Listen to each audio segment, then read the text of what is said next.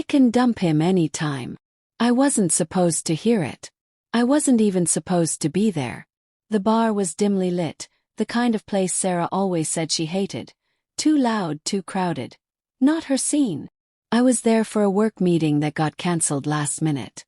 I stayed anyway, nursing a beer at a corner table, half hidden by the shadows. That's when I heard her voice. Her voice. Laughter first, sharp, flirtatious, unfamiliar in its freedom. Then words that carved into me like a blade. I can dump him any time. He's just a wallet I haven't emptied yet. For a moment the room spun. I gripped the edge of the table, my knuckles white, my breath caught in my chest. I peeked through the crowd and there she was. My wife Sarah, leaning in close to a man I didn't recognize, her hand resting on his forearm as if it belonged there. I sat there for 20 minutes, maybe more, listening. Every word was a nail hammered into the coffin of the life I thought we had.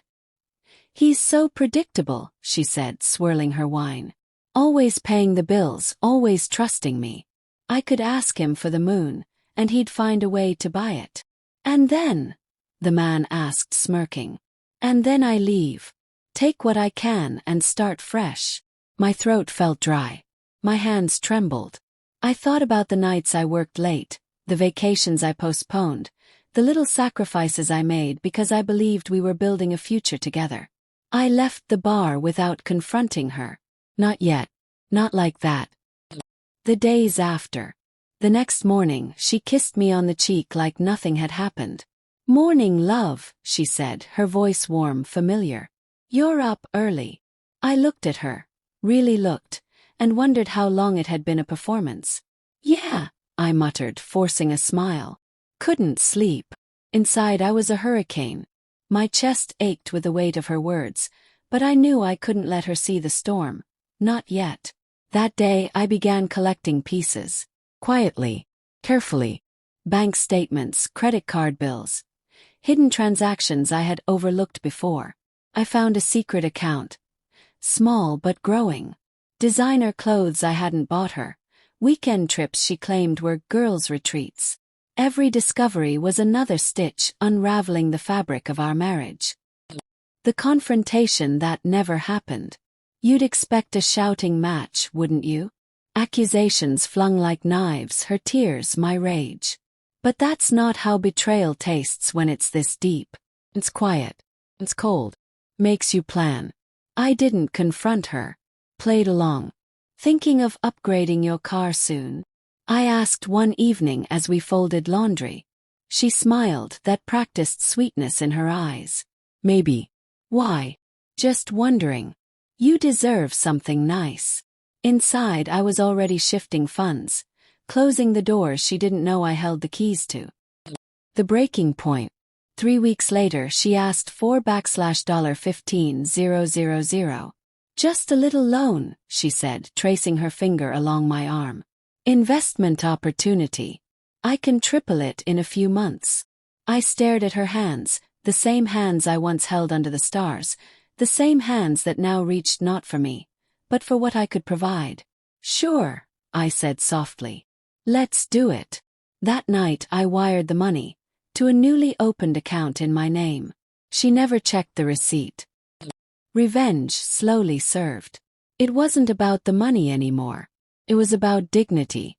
About not letting her rewrite our story as one where I was the fool she drained and discarded. I hired a private investigator. Quiet, discreet. Within a week I had photos. Her with the man from the bar, their hands entwined, lips brushing in a parking lot.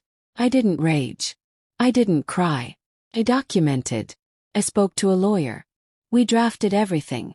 Prenup enforcement, asset freezes, divorce papers ready to strike the moment the knife twisted.